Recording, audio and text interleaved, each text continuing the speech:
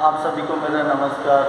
YouTube channel पर आप सभी का हार्दिक अभिनंदन करता हूँ। स्वागत है आप सभी का।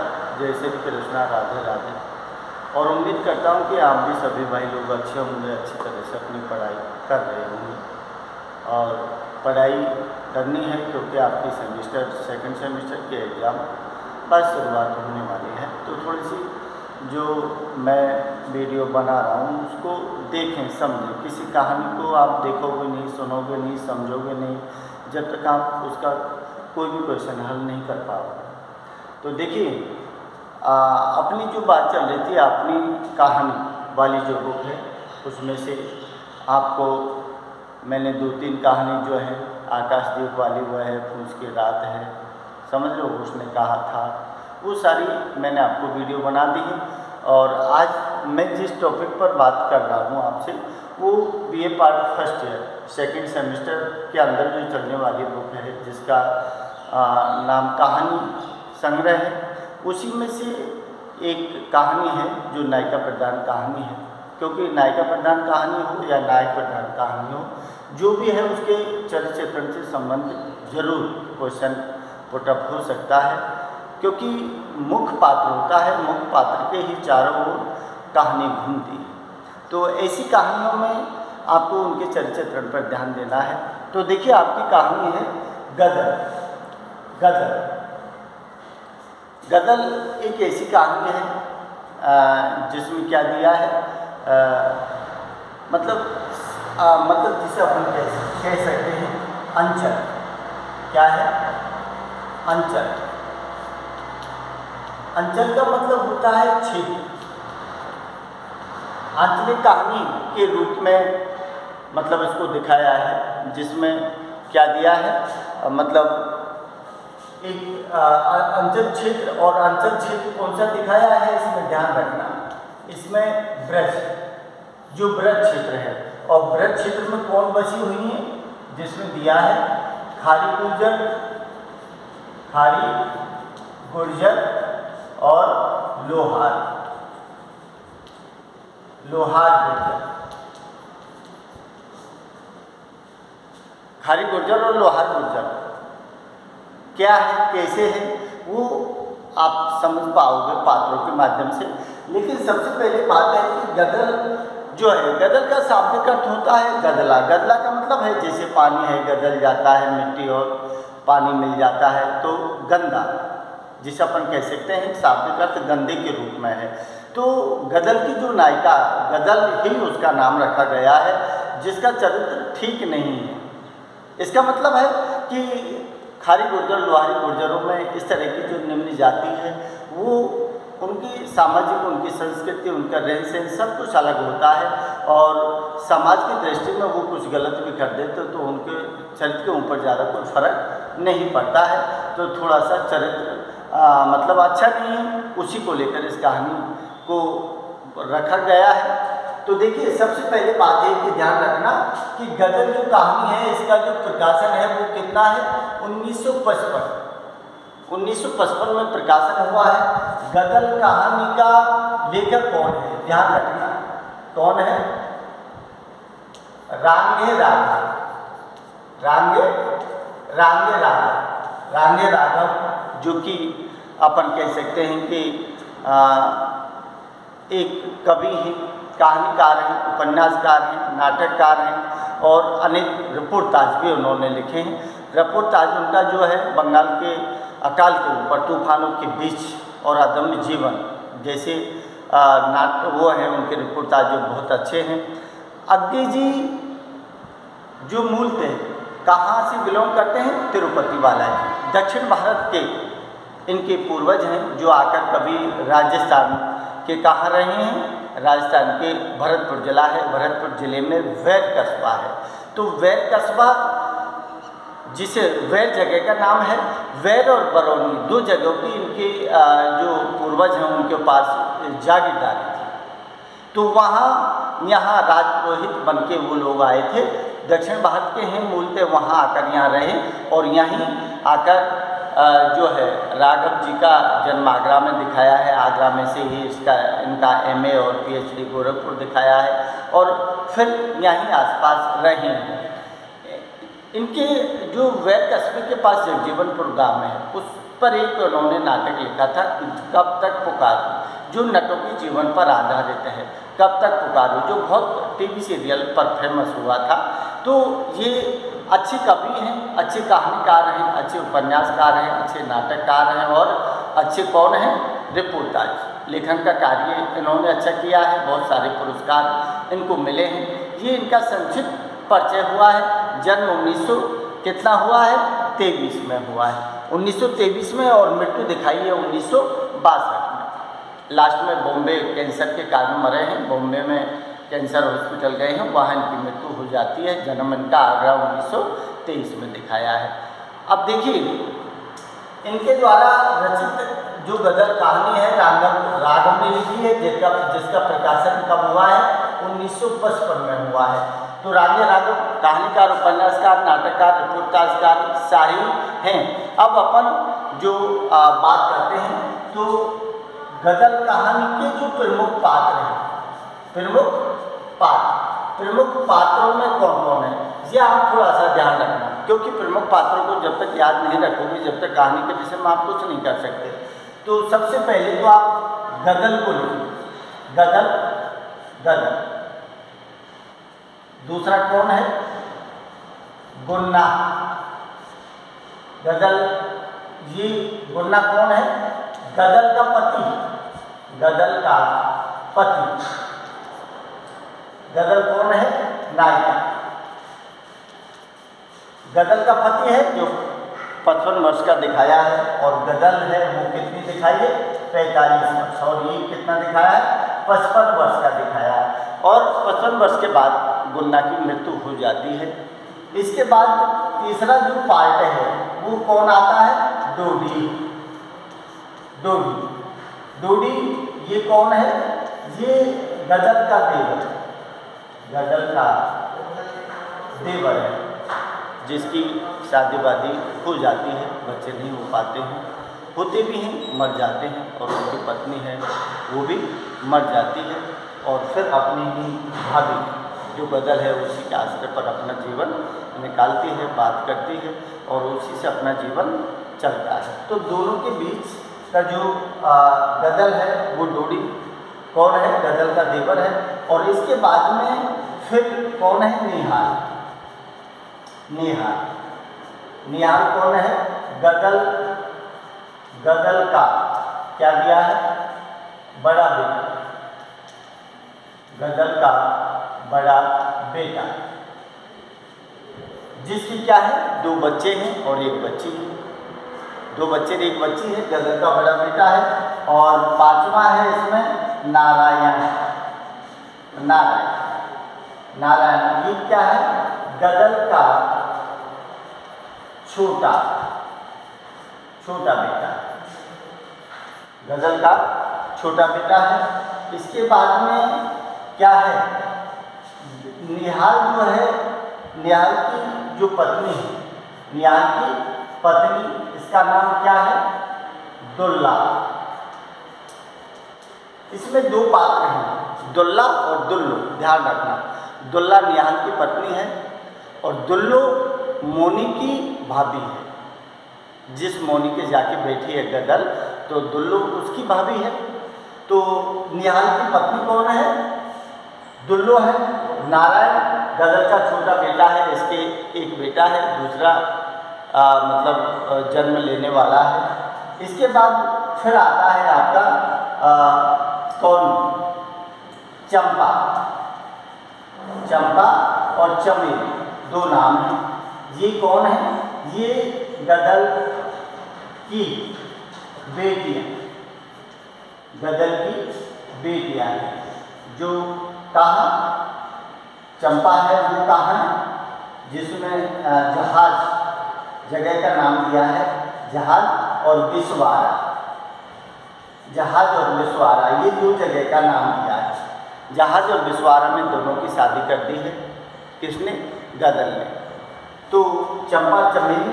इसके बाद 7वें नंबर पर आता है एक मौनी, जो कौन है, लोहार जाति लोहार।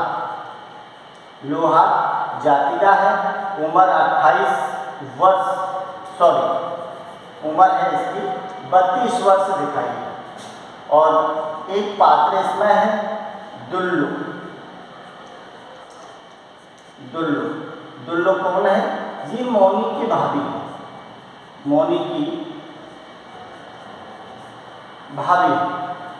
ये प्रमुख पात्र हैं। इन पात्रों को आप याद करोगे तो कहानी अपने आप, कथा वस्तु, कथोपकथन, जो भी चीज़ें हैं, चरित्र चित्रण, देश काल वातावरण, भाषा शैली, सब कुछ इन्हीं के अंदर, इन्हीं के माध्यम से पूरा वर्णन होता चला जाएगा।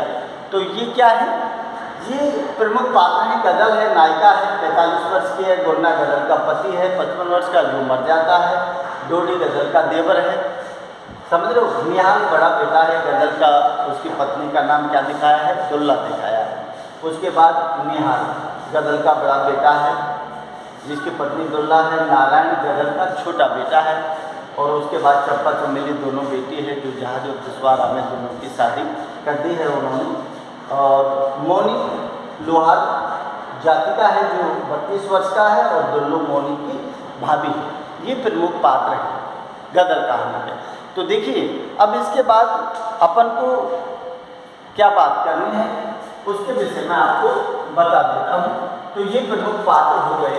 इसके बाद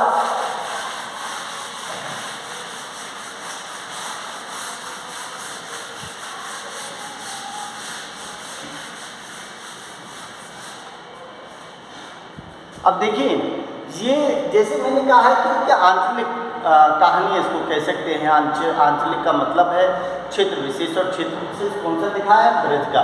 ब्रज में जो क्षेत्र है उसमें ये लोग हैं, खारी और गुर्जर लोग जो रहते हैं, उनकी सामाजिक व्यवस्था कैसी होती है, पति मरने के बाद वो कहाँ नाते में बैठ जाती है।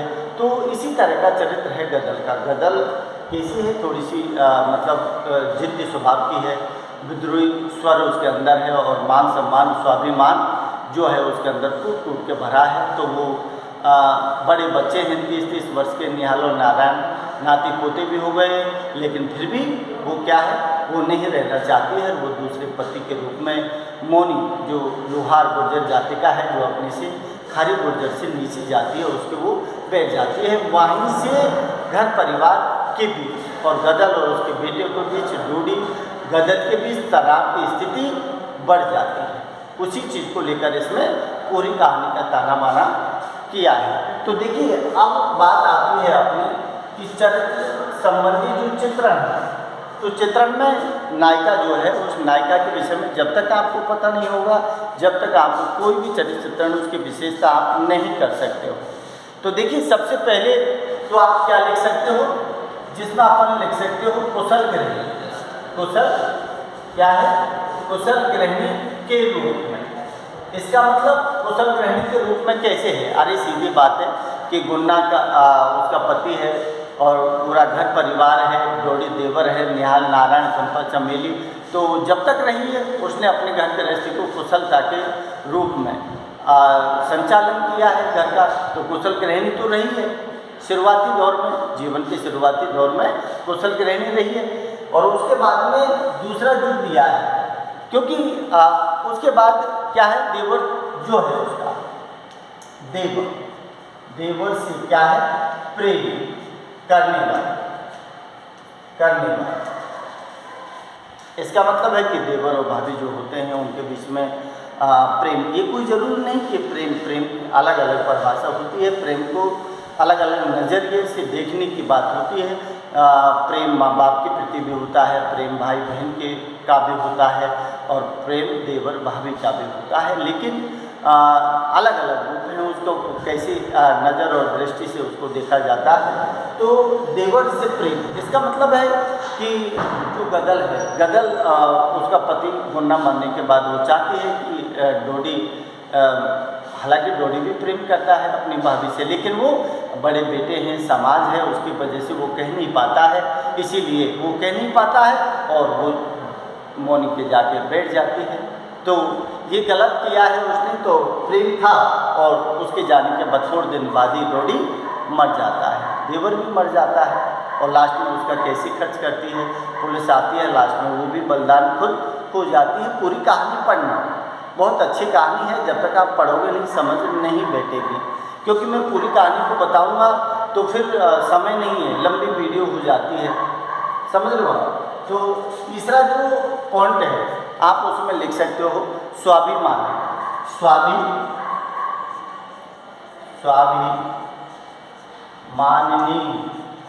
स्वाभिमानी आप देख सकते हो। निडर और हिम्मत वाली है, क्या है, निडर हिम्मत वाली, निडर और हिम्मत वाली। अब देखिए स्वाभिमानी कैसे, स्वाभिमानी का मतलब है कि जो अपने मान सम्मान को ठेस पहुंचती है वहाँ स्वाभिमान काम करता है, और जिसका जमीन, जिसका स्वाभिमान मर जाता है वो आदमी बेसिकली जीरो हो जाता है। लेकिन यहाँ स्वाभिमान भरा है गजल, क्योंकि गजल की जो बहुएं हैं वो सही तरीके से मान सम्मान नहीं करती है, उसका सही तरीके से बात नहीं करती हैं, समय से उसको खाना नहीं देती हैं, तो फिर उसको अपनी भावना को ठेस पहुँचती है। स्वाभिमान है उसके अंदर, इसीलिए वो कहती है कि अभी तो मेरे हाथ पाँव में दम है और मैं इस तरह से बहुओं की बात नहीं सुन सकती, और वो दूसरी जगह मोनी के जाकर बैठ जाती है। तो स्वाभिमान को ठेस पहुँची जब उसने घर छोड़ा है, तो स्वाभिमान को टूट के भरा है। इसके बाद निडर और हिम्मत वाली है। अरे हो सकता है कि ये निम्न जाति में इस तरह की बात होना एक आम बात हो, लेकिन फिर भी आम बात होने के लिए एक व्यक्ति के अंदर एक हिम्मत, एक साहस, एक निडरता होनी चाहिए, जो गजल के पास थी। समाज क्या कहेगा, कुटुंब क्या कहेगा, बेटा बेटी क्या कहेंगे, उसको उस बात की कोई चिंता नहीं। वो निर्भीक थी, निडर थी और हिम्मत वाली थी, इसीलिए उसने मोनी जो लोहारी गुजर जाति का है ना, भक्ति अपने से मतलब 15 साल 12 साल छोटा है, उसी से उसने शादी कर ली है, घर कराई बैठती है, ऐसी जाके उसके बैठ जाती है, तो हिम्मत वाली है। अब देखिए उसके बाद जो दिया है स्पष्ट वादनी है, विद्रोह का स्वाद, स्पष्ट वादनी, स्पष्ट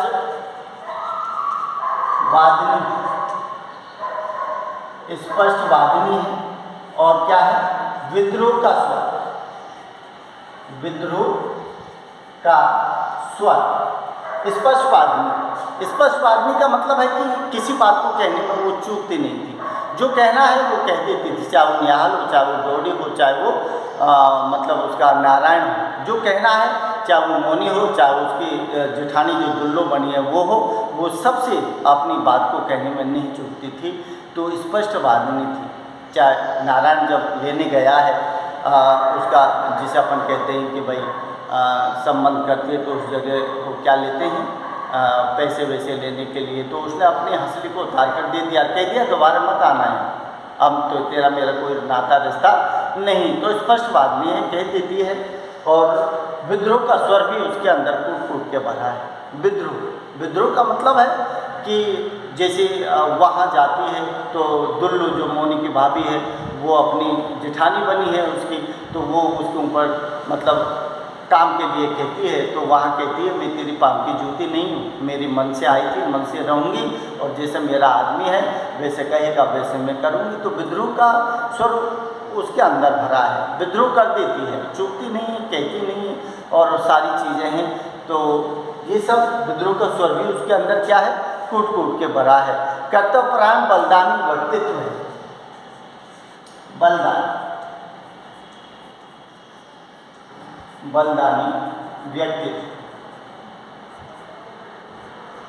बलिदानी व्यक्तित्व है।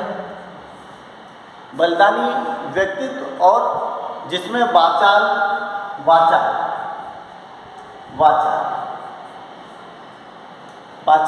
बोलो या फिर बातों नहीं बोलो, बात वही है। और क्या है, साहस,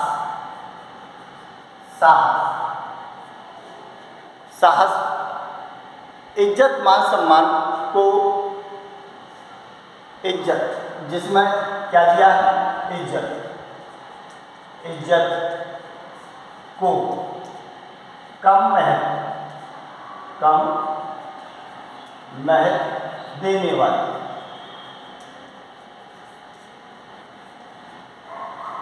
इज्जत को कम महत्व देने वाली है, जग हसाई से नहीं डरने वाली,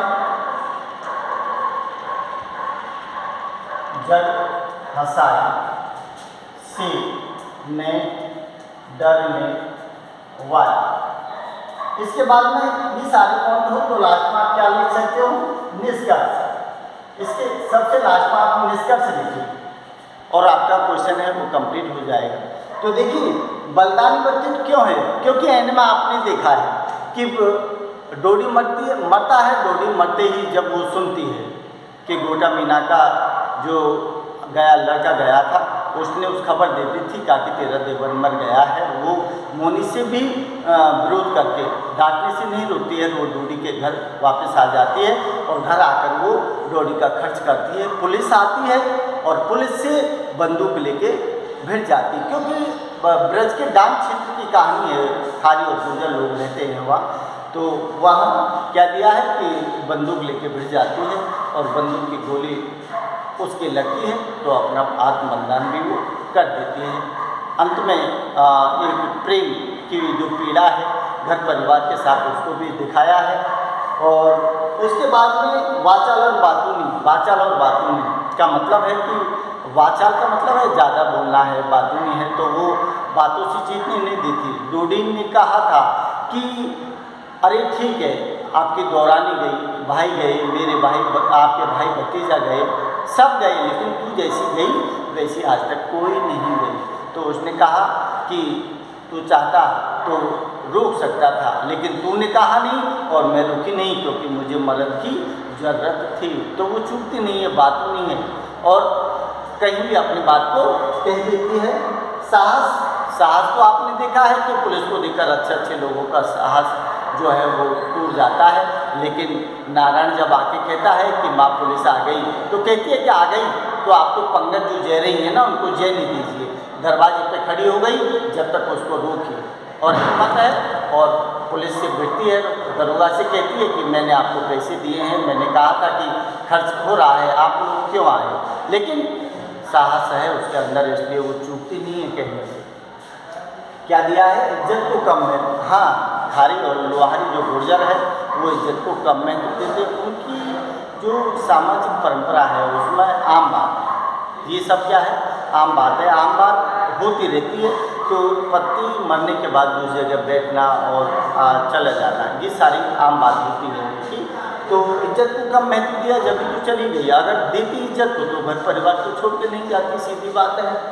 जग हसाई से नहीं डरने वाली, अरे दुनिया क्या कहेगी, समाज क्या कहेगा, बेटा बेटी क्या कहेंगे, डोडी क्या कहेगा, जग हंसेगा तो हंसने दे। जैसे मीरा ने कहा था कि मुझे अब प्रेम हो गया है कृष्ण से, तो जगत क्या कहेगा, न राणा न उसका देवर उसकी सास जो प्रयास किया मारने का, ठीक उसी तरह से इसके ऊपर भी कोई फर्क नहीं पड़ा है। तो ये सब के बाद एक निष्कर्ष लिखना है, आपकी कहानी खत्म हो जाती है। तो चरित्र के जो पॉइंट है ना वो थोड़ा सा आप ये सारी चीज़ देखिएगा, बाकी जो चीज़ें हैं वो अगली वीडियो में मैं डाल दूँगा। अच्छे लगे तो लाइक शेयर सब्सक्राइब जरूर कर देना। नमस्कार।